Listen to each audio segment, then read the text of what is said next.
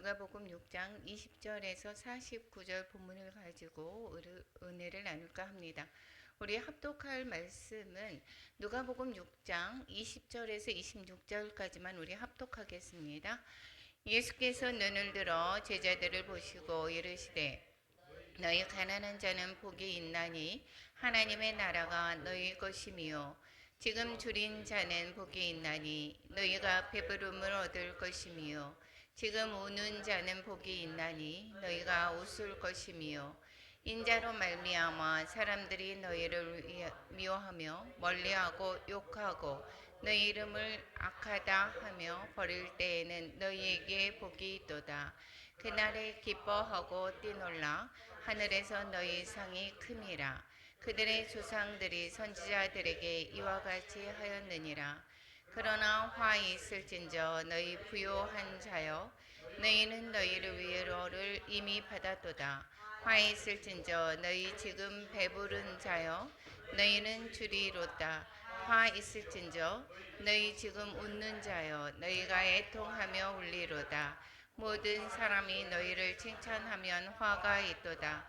그들의 조상들이 거짓 선지자들에게 이와 같이 하였느니라. 아멘.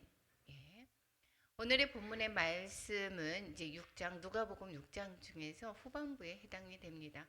우리가 오늘 본문의 말씀의 그 주변의 내용은 초기 예수님이 공생의 시기에 전했던 말씀인 것입니다. 초기 공생에는 예수님의 공생애를 시작하고 1년 이내에 1년 사이에 있었던 일들이다라는 것이고 오늘 본문의 말씀은 예루살렘이 아니라 갈릴리에서 있었던 그러한 초기의 전도 활동을 담고 있습니다. 여기가 지금 갈릴리입니다. 그러면 이때 초기이기 때문에 예수님을 죽이려고 하는 자들이 없어야 될 텐데 예수님은 이미 처음 시작부터 많은 사람들에게 알려졌습니다. 예수님이 예루살렘에서부터 한 유다에서 8개월 정도의 사역을 하시고 갈릴리로 내려오신 것입니다. 그래서 갈릴리에서 복음을 전하기 시작할 때는 이미 예수님의 소문이 지방 각처에 거기에 전해졌고 그리고 다른 사람들 어떠한 사람들은 많은 사람들이 예수님을 쫓아오는 이유는 병을 고침받거나 예수님으로부터 가르침을 받고자 하는 것이 대부분이었습니다. 그렇지만 그 무리 사이에 서기관들과 바리새인들과 이러한 종교 지도자들이 틈틈이 엿보고 있습니다. 왜 그러느냐? 어떻게 하면 저 예수를 아는 사람을 넘어뜨릴까 하는 그러한 궁리를 하고 있습니다. 그렇기 때문에 여기에 있을 때에도 예수님을 꼬집어서 안식일을 걸고 넘어졌던 일들 지난번에 기억하실 것입니다. 안식일 논쟁을 통해서 예수님이 이 안식일에 관한 일을 하는 것 이러한 것에서 어떻게 하는지 병 고치는지 이러한 것들을 보고 예수님을 걸고 넘어지고자 했습니다. 그렇지만 예수님은 번번이 그들에게 깨우치기 시작을 합니다.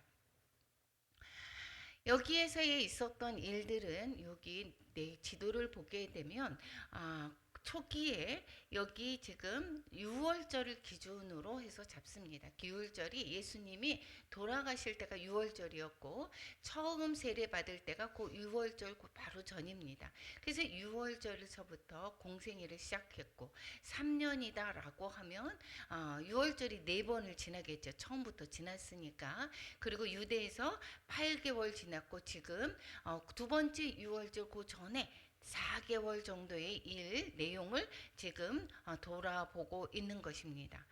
지난번에 제자들을 세우는 이야기를 했습니다. 그 제자들을 세울 때 어떻게 했죠? 기도 위에 세웠다라고 얘기를 했습니다. 하물며 예수님은 하나님의 아들임에도 불구하고 그림에도 불구하고 기도로서 제자를 세우게 됩니다. 우리가 어떠한 일을 할 때 기도로 시작해야 된다라는 것을 깨우쳐 주고 있습니다. 그리고 나서 이제 예수님이 이제 제자를 모았습니다. 그 제자들이 어떻게 살아야 되는지 즉 가르쳐 주고 있는 것입니다. 이 예수님을 믿는다라고 하는 하나님의 자녀 되는 사람들은 어떻게 살아야 되는지를 가르쳐 주는 것이 오늘 본문의 내용인 것입니다. 성경 전체로 보게 되면 성경의 내용이 무엇이죠? 예수님을 믿으라라고 하는 구원의 이야기와 그러면 구원받은 사람은 어떻게 살아야 되는지를 가르쳐 주는 게 바로 성경 66권에 담겨져 있습니다. 오늘도 마찬가지입니다. 예수님이 계속해서 말씀하시는 것도 구원받으라라는 것이고 구원은 모세의 율법을 지켜서 구원받는 것이 아니다. 예수님으로 말미암아 구원을 받는 것이고 모세의 율법을 지킨다라고 하는 그들이 잘못가고 있음을 계속해서 꼬집고 있습니다. 그리고 예수님이 지금 제자들을 만들었습니다. 12명의 제자를 택했을 때에 즉 하나님의 자녀죠. 즉 이 제자들이 어떻게 살아야 되는지 그것을 오늘 본문에서 말하고 있습니다. 그것은 바로 지금의 우리가 하나님의 제자된 삶이고 우리가 어떻게 살아야 되는지를 가르쳐 주는 것과 똑같습니다. 6장 20절에서 49절은 예수님의 평지 설교라고 말씀하고 있습니다. 누가복음 6장 17절에서 보면 그들과 함께 내려오사 평지에 서시니 이렇게 말씀하고 있고 7장 1절에서 보게 되면 모든 말씀을 백성에게 들려주시기를 마치신 후에 이렇게 이동하시는 모습을 볼 수가 있습니다. 그러면서 이 말씀은 평지 설교라고 얘기하고 이 내용과 비슷한 내용은 마태복음 5장에 기록되어져 있죠. 5장에는 팔복이 기록되어져 있고 누가복음 여기 오늘의 본문의 말씀에서는 사복과 네 가지 화를 기록하는 것을 볼 수가 있습니다. 이것은 교훈을 이야기하는 것이 아닙니다. 단순한 교훈이 아니라 하나님의 나라의 백성이 삶의 기준이 어떻게 되는지 우리의 삶의 기준이 어떻게 되는지를 가르쳐주고 있는 것입니다. 우리는 예수님을 믿었습니다. 우리의 삶의 기준은 무엇이 되고 있습니까? 무엇이 되고 있느냐고요. 그러면 우리의 문화입니까? 아니면 세상의 가치관인 것입니까? 이것을 우리는 똑같이 예수님을 다 믿고 세상의 사람들과 다른 삶을 살아야 됨에도 불구하고 구분된 삶, 거룩의 삶을 살아야 됨에도 불구하고 교회는 다닌다라고 하는데도 여전히 세상 사람들과 똑같은 가치관으로 사는 사람이 너무도 많이 있습니다. 하나님이 말씀하고 있습니다. 즉 예수님이 계속해서 처음부터 지금 이 공생의 시작부터 가르쳐주고 있는 것입니다. 첫 번째 복과 화가 복과 화해를 말씀하고 있습니다. 그런데 우리가 생각하는 복과 화가 아니라 그 가치관이 뒤집혀져 있는 것을 볼 수가 있습니다. 한번 보게 되면 아까 우리 본문을 읽었듯이 가난한 자가 복이 있다라고 얘기합니다. 어떻게 가난한 자가 복이 있겠습니까? 그런데 또 줄인 자가 복이 있다라고 얘기합니다. 줄인 자, 우는 자가 복이 있다라고 말씀하고 있습니다. 그리고 핍박받는 자가 복이 있다라고 말씀하고 있습니다. 우리가 세상의 기준으로 볼 때는 이해하기가 어렵죠. 가난한 거 우리는 정말 싫어합니다. 와, 저 사람은 잘 사는가 봐. 저 사람은 얼마나 복을 쌓았길래, 전생에 어떠한 덕을 쌓았길래 이렇게 얘기도 합니다. 세상 사람들은. 그런데 이것이 교회를 다닌다고 하는 사람도 똑같습니다. 가난하고 배고프고 눈물 있고 눈물과 그리고 미움을 받는 것 이런 것들이 어떻게 복이 되는가? 우리는 복이라고 얘기하지 않습니다. 우리가 복 받으세요 새해 들어서 뭐라고 합니까? 인사할 때 복 받으세요라고 하면 그 복을 나는 돈 많이 벌고 하는 일이 잘 되고 이러한 것을 복이라고 생각합니다. 그런데 오늘 말씀은 가난한 게 복인 거고 줄인 자가 복이 있는 거고 우는 것이 복이 있다라고 얘기하고 핍박받는 게 복이 있다라고 말씀하고 있습니다. 그러면 부자는 어떻게 되게요? 우리가 성경에서 보면 아브라함과 이삭과 야곱 다 이렇게 보면 다 부자였습니다. 그러면 그들이 복 받는 자가 아니다라고 하지 않습니다. 그러면 이 가난한 자를 말씀하는 것은 하나님의 보호하심과 하나님의 도우심이 없이는 살 수 없다라고 고백하는 사람을 일컫는 것입니다. 내가 마음이 가난한 것을 말하고 있죠. 내가 하나님이 아니면은 나는 살 수가 없습니다. 도우심이 없으면 살 수가 없습니다. 그런데 우리가 환난 가운데 있으면 내 생각과 내 뜻대로 행하다가 내가 할 수 없구나를 깨달을 때 하나님을 찾게 되고 그때 가난한 마음이 되는 것입니다.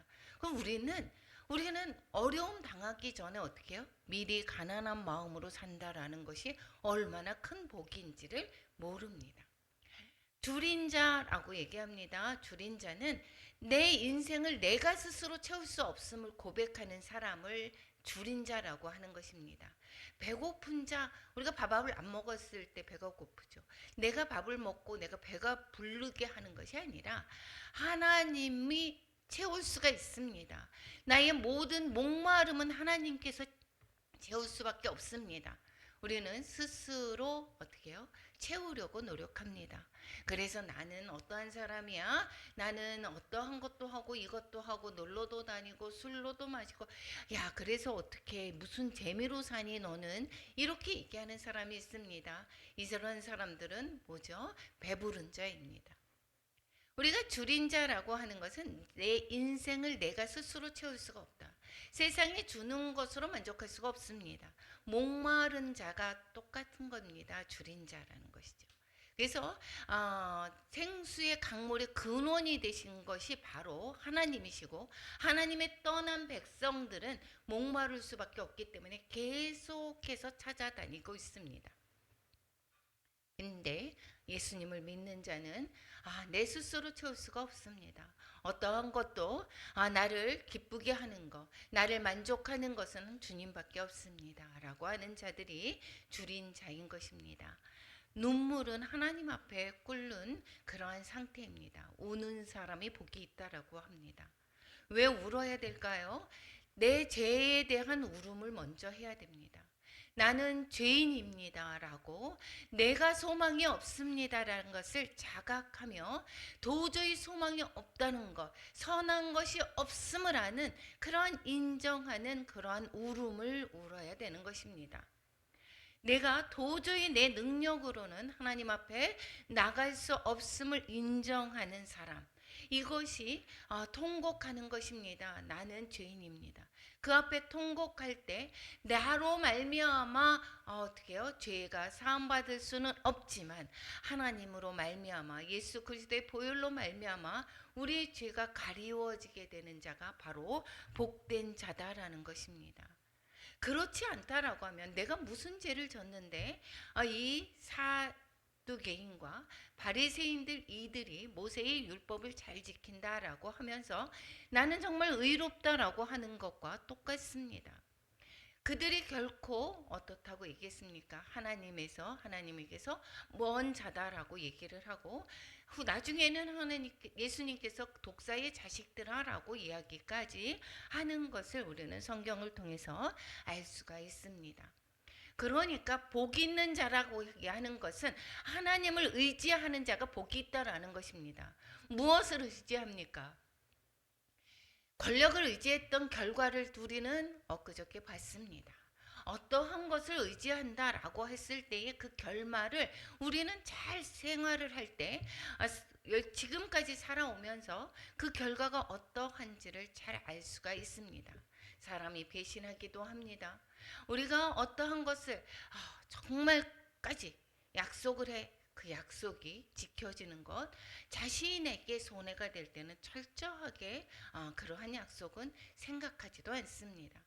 오로지 하나님을 의지하는 자가 복이 있는 것입니다. 그리고 네 가지 화를 말씀하고 있습니다. 화는 부요한 자, 그리고 배부른 자, 또 뭐라 그랬습니까? 웃는 자, 그리고 칭찬하면 화가 있다라고 말씀하고 있습니다. 아까 부요한 자, 또 어떻게 배부른 자, 이것 우는 자, 이러한 것들이 반대가 화 있는 것이고, 또 가난한 자, 이러한 것들이 바로 복 있는 자라면 반대가 어떻게요? 화가 있는 것이다라는 것입니다. 그래서 부요한 자여 이렇게 얘기합니다.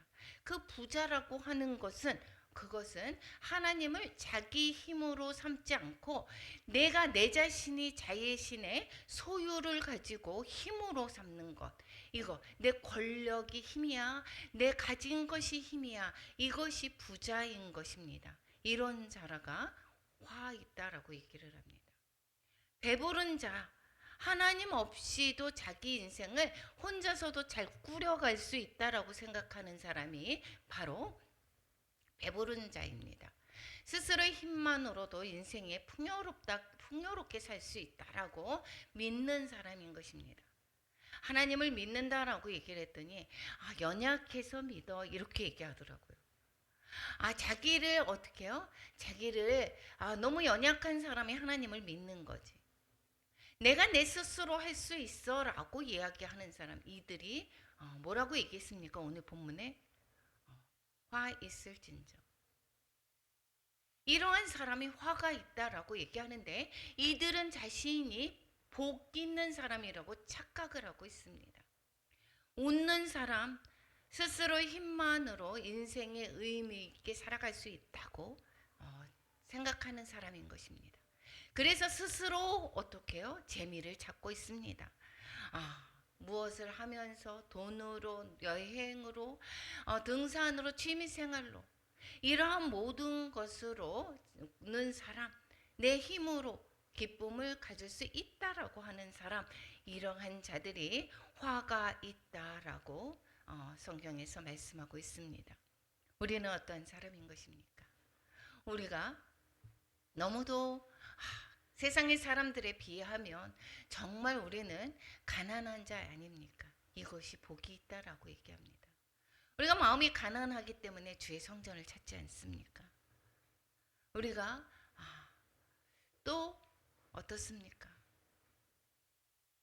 우리는 무는 자입니다. 이러한 모든 것들이 우리를 어떻게 해요? 복 있는 사람으로 주님이 부르시는 것입니다. 우리가 형편이 어렵습니까? 우리가 많은 고난 가운데 있습니까? 이러한 상황을 통해서 우리는 가난한 자가 되고 줄인 자가 되고, 그리고 우는 자가 되어서 오히려 복의 사람으로 하나님이 이끌어 가시는 것을 기억하시기 바랍니다. 우리 신앙이 조심해야 될 것이 있습니다. 우리가 지금 어느 정도 이제 많은 삶을 살았습니다. 이렇게 자랐을 때는 어느 정도 어떠한 부분에서는 자녀도 어느 정도 키웠고, 신앙의 연륜도 있습니다. 그리고 때로는 어떠한 분들은 경제적인 안정도 찾을 수가 있었던 사람들도 많이 있습니다. 그런데 그 안정이 오히려 하나님을 덜 찾게 만들 수도 있게 되는 것을 기억하셔야 됩니다. 우리가 그럴 때 더더욱이 우리는 하나님의 성전을 밟고, 우리는 줄인 자가 되어야 되고, 가난한 자가 되어야 되고, 우는 자, 통곡하는 자가 되어야 되는 것입니다. 그 안정이 오히려 나를 화로 이끌어 가지 않도록 해야 되는 것입니다. 하나님은 지금도 말씀하고 있습니다. 나를 갈망하느냐고. 우리가 하나님을 갈망하고 계십니까? 그러한 자가 복 있는 자인 것입니다. 27절부터 38절까지 하나님은 이제 예수님이 말씀하십니다. 원수를 사랑하라. 은혜의 깊이에 따라서 내가 원수를 사랑할 수도 있고 사랑하지 못할 수 있습니다. 오늘 말씀하고 있습니다. 너희 듣는 자에게 내가 이르노니 원수를 사랑하며 미워하는 자를 선대하래요. 원수를 사랑하고 미워하는 자를 어떻게 선대할 수 있겠습니까? 저주하는 자를 위해서 오히려 또 축복하라고 합니다. 그리고 모욕하는 자를 위해서 기도하라고 얘기합니다. 나를 때리는 자가 있습니까? 그러면 젖밤도 되라고 합니다. 겉옷 빼앗으면 속옷도 주라고 합니다. 내 것을 가져가는 자에게 달라 하지 말라고 얘기합니다. 대접받고자 하는 대로 너도 대접하라라고 말씀하고 있습니다. 우리의 본성은 어떻습니까? 이것은 우리의 본성과 너무도 다릅니다. 사람들의 본성은 대부분 이는 이로 눈은 눈으로 이렇게 갚아주고자 하는 마음이 큽니다. 나를 억울하게 해서 두고 보자. 이렇게 하는 것이 보통의 사람들입니다. 나는 다른 사람한테 피해를 끼치지 않아라고 하는 사람도 있습니다. 우리가 사회적인 윤리, 즉 학교에서든 잘 교육받은 사람은 남에게 피해 주지 않습니다. 특히 일본 사람들이 제일 많이 그러죠. 남에게 피해 주는 행동을 하지 않습니다. 높은 윤리적 기준을 가진 사람은 다른 사람에게 해악을 하지 않았지만 자신에게 해를 가져다 주는 사람을 사랑까지 하지 않습니다. 남한테 피해 주지는 않지만 그 사람을 나한테 해를 끼치고 나를 미워하고 이러하는 자는 사랑하지를 않습니다. 예수님의 당시 유대인들의 가르침이 미슈나가 있습니다. 미슈나에서도 내가 받고 싶지 않은 것들을 다른 사람에게 행하지 말라라고 가르칩니다. 이들 대부분이 대체적으로 유대인들 중에서 지금 바리새인들이나 서기관들이나 이러한 가르침 속에 자랐을 것입니다.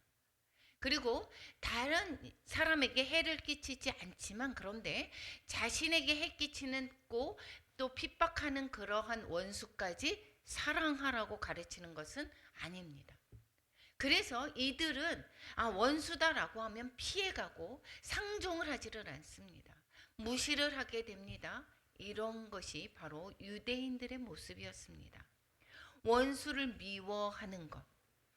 이것은 바로 우리들의 본성입니다.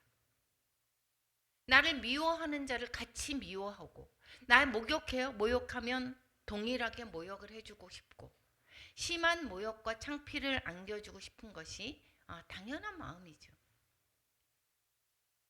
그런데 오늘 말씀에 원수를 사랑하라라고 하는 예수님의 가르침, 우리의 본성과 반대되는 말씀인 것입니다. 그런데 예수님은 오늘 어떻게 해요? 말씀하시기를 원수를 사랑하라, 모욕하는 자에게 어떻게 하죠? 그런 사람을 또 축복하라고도 얘기합니다. 이러한 자는 예수님이 첫 번째 너희 듣는 자들아 이렇게 얘기합니다. 뭐를 듣는 자? 말씀을 듣는 자들에게. 그러면 말씀을 듣는 사람에게는 어떠한 것이 열리느냐면 영안이 열립니다. 영적인 귀가 열립니다. 영적인 눈뜸이 생깁니다. 그 눈뜸이 있을 때만이 우리는 예수님의 말씀을 행할 수 있는 능력을 받을 수가 있게 됩니다. 즉 우리가 무엇을 할 때에 그 능력은 어디에서부터 온다고요? 하나님으로부터 오는 능력을 공급받아야지만이 할 수 있는 것이다라는 것입니다. 우리의 본성으로는 원수를 사랑할 수가 없습니다. 말씀을 듣는 사람, 눈에 보이는 것이 전부가 아니고 또 보이지 않는 그 실체가 있다라는 것을 아는 사람인 것입니다. 그래서 이 보이는 것에 좌우하지 않습니다. 좌지우지하지 않고 무엇을 우리는 인식합니까? 하나님을 인식하고 보이지 않는 세계에 역사하는 것을 우리는 인식하며 살아가는 것이고 내 힘으로 할 수 없는 하나님의 공급하심으로 할 수 있는 것이다라는 것을 가르쳐 주고 있습니다. 그래서 우리는 무엇이 참으로 더 좋은 건지를 눈이 열린 사람, 영안이 열린 사람은 분별하게 되고 그 좋은 것을 사모하게 되는 것입니다. 우리가 왜 손해를 보게 됩니까? 왜 우리가 내 것을 가지고 남을 주게 됩니까? 이것은 하나님을 바라보기 때문이고 하나님의 마음이 내 마음에 부어졌기 때문인 것입니다. 하나님은 상 주시는 하나님이십니다. 우리는 손해보는 것 같아 보입니다. 그런데 하나님은 그렇게 말씀하지 않습니다. 히브리서 11장 6절 같이 한번 읽어보겠습니다. 믿음이 없으는 하나님을 기쁘시게 하지 못하나니 하나님께 나아가는 자는 반드시 그가 계신 것과 그 또한 그가 찾는 자들에게 상 주시는 이심을 믿어야 할지니라. 하나님이 주는 상이 참된 상인 것을 아는 깊이, 그 깊이만큼 우리는 현재의 손해를 볼 수가 있게 되고 감수하게 되게 됩니다. 말씀을 따라 사는 삶, 그 말씀 때문에 사랑할 수가 있게 되고 주는 삶을 살게 되고 기꺼이 손해보고 또 감수하고 내 어려움을 마다하지 않는 것입니다. 그런데 하나님은 그것을 다 아신다라는 것입니다. 우리는 세상 사람들에게 인정을 받으려고 하는 것이 아니라 하나님이 나의 마음을 그 하나님의 마음을 부어주셨고 그 영적인 눈이 뜨어져서 하나님이 말씀을 따라 살아가고 그 말씀 따라 살아갈 때 결코 하나님은 그것을 지나치지 않고 반드시 상으로 우리에게 보답하시는 것을 아는 것입니다. 우리의 삶 가운데 이런 거 경험하지 않습니까? 내가 많은 것을 하나님께 드렸습니다. 그런데 놀랍게도 다른 것에서 부어지는 놀라운 은혜를 경험하게 됩니다. 내가 하나님께 심었습니다. 그런데 내 자녀가 잘 되는 경험들이 있습니다. 이러한 모든 것들이 하나님은 상 주시는 하나님이시다라는 것입니다. 오늘 본문에서도 그렇게 말씀하고 있습니다. 35절 같이 읽어보겠습니다. 오직 너희는 원수를 사랑하고 선대하며 아무것도 바라지 말고 구워주라. 그리하면 너희 상이 클 것이요 또 지극히 높으신 이의 아들이 되리니 그는 은혜를 모르는 자와 악한 자에게도 인자하시니라. 하나님께서 갚으신다라는 것을 성경에서 말씀하고 있습니다. 우리는 내가 손해보는 것 같아 보입니다. 그런데 정말 손익 계산을 하면 세상 가운데 그 손익 계산을 하면 정말 어리석은 삶인 것입니다. 그런데 놀랍게도 손익 계산을 하고 났을 때에 하나님이 부어주시는 것을 생각해 보면 정말 놀랍게 얼마만큼의 그러한 체험이 있는지 모릅니다. 이것이 바로 먼저 그 나라와 그 일을 구할 때 모든 것을 채우시는 하나님이십니다. 하나님이 다 아시기 때문에 하나 채우신다라는 것입니다. 이것은 그 근본이 하나님이 이렇게 말씀은 즉 예수님이 이렇게 제자들에게 이렇게 살라라고 얘기하는 것은 바로 무엇을 말씀하고 있습니까? 아버지의 자비로우심 같이 너희도 자비로운 자가 되라. 즉 우리가 하나님 아버지의 자비로우심을 담는 자녀로 부르시고 계신다라는 것입니다. 우리가 자비롭기를 바랍니다. 자비는 무엇이죠? 성령의 열매지요. 성령의 열매는 하나님으로부터 오는 것입니다. 내가 자비가 있지 않습니다. 즉 하나님의 성품이 나한테 부어졌을 때, 하나님의 능력이 부어졌을 때, 하나님께 깊이 뿌리 내렸을 때에 우리는 하나님의 자비로우신 같이 또 하나님의 그 자비로움을 닮아가서 많은 사람들에게 자비를 베풀 수 있게 된다는 것입니다. 이 자비는 우리의 본성이 가지는 속성이 아닙니다. 하나님의 속성이다라는 거죠. 우리가 자비로운 사람이 된다는 것은 바로 내가 열심히 노력해서 내가 그 본성을 억누르고 열심히 노력을 하면 그렇게 바뀌어지는 건가? 그렇지 않다라는 것입니다. 하나님과 하나가 될 때 무엇입니까? 포도나무에 가지가 붙어 있을 때, 가지가 포도나무에 붙어 있을 때 열매를 맺게 되는 것처럼 우리가 하나님과 하나됨에 따라서 우리는 자비가 생기는 거다라는 것입니다. 우리 노력으로 되는 것이 아니다라는 것입니다. 이 하나됨이 곧 하나님을 닮아가는 것입니다.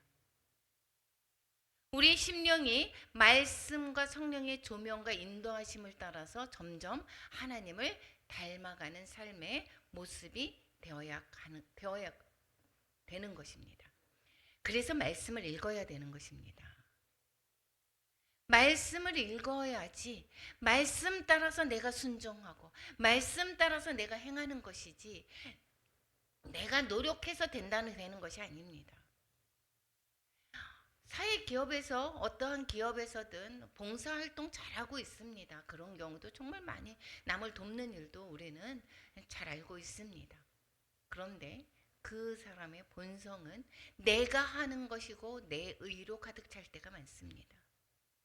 자비로움의 동기부여가 아닙니다.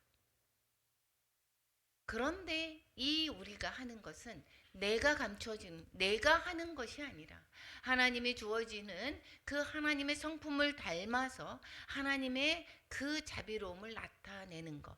그래서 우리는 내가 하는 것이 아니기 때문에 하나님께 영광 올려드리게 되는 것입니다. 바로 나는 가려지는 거죠. 이것이 바로 하나님의 자녀되는 삶인 것이고 이것이 바로 예수님께서 말씀하시는 가지가 포도나무에 붙어 있으면 저절로 열매를 맺혀지는 것, 하나됨의 삶이다라는 것을 가르쳐 주고 있습니다. 예수님을 믿는 것, 제자를 불렀습니다. 제자의 삶이 바로 주님을 닮아가는 것이고 그 주님을 닮아가는 것, 이것은 바로 손해보는 삶이다 라는 것을 가르쳐 주고 있습니다. 39절에서 42절까지 들보와 티를 말씀합니다. 나를 먼저 보라고 얘기합니다. 저는 지금 내가 내 얼굴에 뭐가 묻었는지, 내가 내 안에 뭐가 머리가 어떻게 됐는지 저는 잘 모릅니다. 그런데 저는 여러분 얼굴들을 다 보입니다. 우리의 눈은 어떤 거를 보게 되어져 있죠? 남을 보게 되어져 있습니다. 나를 잘 보지를 않습니다. 그래서 저 사람은 어때? 저 사람은 어때? 요 전에 비판하지 말라라고 얘기를 합니다. 이것은 우리가 판결할 수 있는 그러한 자리에 위치해 있는 것이 아닙니다. 그래서 주님은 뭐라고 얘기하느냐? 나를 보라 얘기를 하고 있습니다. 39절에서 42절에서 보게 되면 나를 보라. 내 눈 속에 있는 들보를 보지 못하면서 어찌 형제에게 말하면서 내 눈 속에 있는 티를 빼게 하라 할 수 있겠느냐라고 얘기합니다. 먼저 내 눈 속에 들보를 빼라고 얘기합니다. 내 안에의 탐욕, 탐심 이러한 주님과 멀어져 있는 것들을 먼저 보라고 얘기를 하고 그런 것들을 바꾸라고 얘기를 하고 있습니다. 우리는 다른 사람이 약점, 빨리 보입니다. 내 교만 보지 못하고 있습니다. 신앙의 성숙은 남을 고치는 능력이 아니고 나를 돌아보는 능력입니다. 나를 보는 능력이 바로 신앙의 성숙이고 그래서 나를 변화시키는 게 먼저 되는 것입니다. 그래서 가정에서 어떻게 하죠? 야, 저 사람 왼수 같은 사람 자녀들이 정말 안 변합니다. 남편도 안 변합니다. 그런데 내가 변하니까 자녀가 변합니다. 내가 변하니까 남편이 변합니다. 신앙의 성숙은 남을 고치는 능력이 아니라 나를 돌아보고 내가 주님으로부터 벗어났던 부분들이 주께로 돌아오는 것, 이것이 바로 신앙의 성숙이고 주님을 닮아가는 것입니다. 신앙은 겸손이 깊어질 때 아름답습니다. 우리가 계속해서 주님은 말씀하고 있습니다. 세상의 가치관과 정말 다르다라고 얘기를 하고 있습니다. 우리의 삶이 세상의 가치관대로 너희는 살지 말아라. 세상의 그러한 것들을 너희들 같이 갑론을박하면서 어떤 것이 좋아 이렇게 계속해서 다른 사람들과 싸우지 말아라라고 얘기합니다. 결국은 우리의 신앙 상태는 드러나게 되어져 있습니다. 나무의 열매를 보게 되면 알 수 있다라고 얘기합니다. 내가 어떠한 상태인지, 내가 어떠한 상태인지 아는 것은 바로 열매를 보게 되면 압니다. 내 열매가 무엇인지, 내 열매가 두려움이 많습니까? 남한테 불평불만이 많습니까? 내 열매가 비판이 많습니까? 내 열매가 분노가 많습니까? 슬픔이 많습니까? 이러한 열매가 많다면 나는 육신의 나무인 것입니다.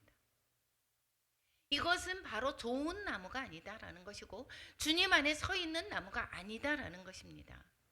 못된 열매 맺는 좋은 나무가 없다라고 얘기했고 좋은 열매 맺는 못된 나무가 없다라고 얘기합니다. 나무는 각각 그 열매로 안다라고 얘기합니다. 선한 사람은 그래서 그 싹은 선에서 선을 내고 그리고 악한 자는 그 싹은 악에서 악을 낸다 이렇게 얘기합니다. 마음에 가득한 것을 입으로 말한다라고 얘기합니다. 신앙의 결국은 열매로 나타난다 얘기입니다. 삶에서 교만이 만약에 내가 드러났습니다. 그렇다면 그 뿌리를 점검해 보아야 됩니다. 내가 두려움이 많습니다. 내가 분노가 많습니다. 내가 짜증이 많습니다. 내가 하는 말마다 부정적인 언어입니다.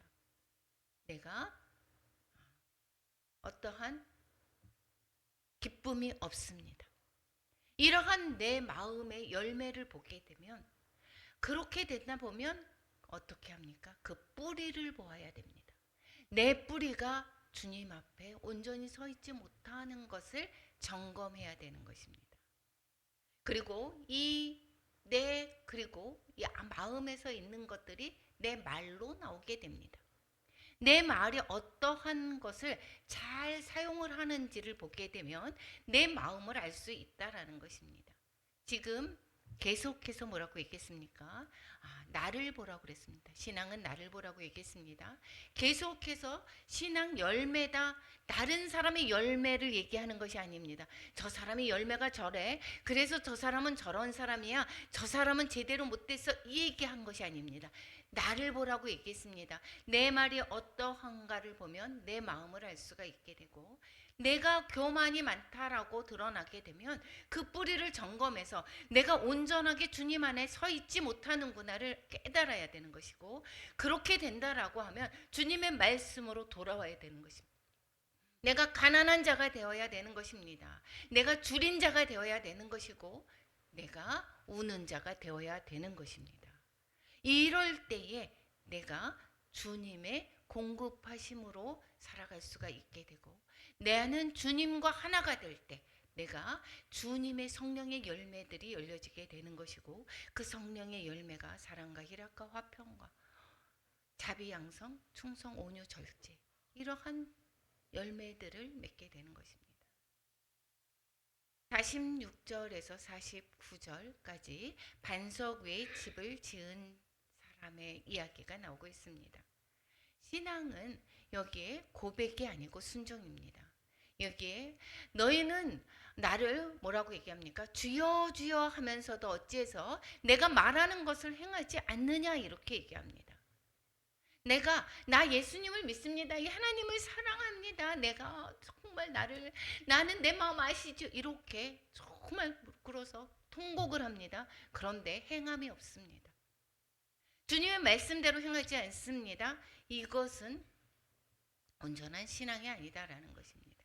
신앙은 고백보다 순종입니다. 그래서 우리는 하나님의 말씀의 순종은 바로 오늘 어땠습니까? 세상과 정반대되는 손해보는 삶을 사는 것. 이것이 바로 순종의 삶을 우리는 살아야 된다라는 것을 가르쳐주고 있습니다. 집을 짓는다라고 얘기했습니다. 두 사람이 집을 짓습니다. 한 사람은 깊이 파고 반석 위에 집을 지었습니다.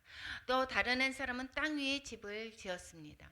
겉에 보기에는 똑같아 보입니다. 언제 차이가 납니까? 홍수가 나면 차이가 납니다. 탕류가 부딪힘에 집이 곧 무너져 파괴되었다. 어떤 집이? 땅 위에. 주추 없이 흙 위에 집 지은 사람. 이것이 우리가 인생에는 그런데 홍수가 없지 않습니다. 그래서 우리가 자녀들을 오냐오냐 온실에서 키워놨어 정말 잘 자랐다 이렇게 본다라고 해서 얘가를 잘 키운 것이 아니다라는 것을 우리는 알 수가 있습니다. 실패도 경험하고 여러 가지 어려움을 견디는 그러한 내성들을 잘 키워줬을 때에 우리 애들이 어떠한 환난과 인생의 홍수를 만날 때 그 홍수를 잘 넘어갈 수가 있게 되는 것입니다. 인생의 홍수가 무엇이 있습니까? 질병이 있습니다. 관계의 갈등이 있습니다. 경제적인 위기도 있고 자녀 문제도 있습니다. 노년의 외로움도 있습니다. 그때 무너지지 않는 인생은 말씀을 잘 듣고 행한 인생인 것입니다. 행함은 작은 순종에서 시작이 됩니다. 용서하는 것. 우리 용서할 사람이 많죠. 자녀들도 용서해야 됩니다. 남편도 용서해야 되고 그리고 또 주변에 많은 사람들을 용서해야 됩니다. 기도하기 그리고 화해하고 먼저 사과하기 말씀을 붙들기 이러한 작은 순종이 반석이 되는 것입니다. 오늘 말씀의 결론입니다. 제자의 삶을 가르쳐주고 있습니다. 즉 우리의 삶이 가르쳐주고 있습니다. 너희들 구원받았니? 그것으로 그치는 것이 아니야. 이 구원받은 사람의 삶은 바로 하나님을 갈망해야 돼. 너 스스로 살아가는 것이 아니야 라고 말씀하고 있습니다. 뿐만 아니라 원수를 사랑해야 되는 것이다 라고 가르쳐주고 있습니다. 자신을 먼저 돌아봐야 된다. 그리고 열매로 그것은 드러나게 된다라고 가르쳐주고 있습니다. 내 열매를 계속해서 확인해야 된다라는 것을 말씀하고 있는 것입니다. 그리고 뿐만 아니라 계속해서 말씀대로 행해야 된다라고 말씀하고 있습니다. 말씀대로 행한다라고 하면 말씀을 모르고 말씀대로 행할 수가 없죠. 나는 예수님을 믿어라고 하면서 내 생각과 내 뜻대로 하나님을 섬긴다라고 하면 하나님이 결코 기뻐하지 않습니다. 하나님의 말씀대로 행하는 것이 바로 하나님께 순종하는 것이고 기쁨의 제사가 되는 것이고 산 제사가 되는 삶이 되는 것입니다. 오늘 말씀하는 그 모든 것들 손해보는 삶 이것이 바로 산 제사의 삶인 것입니다.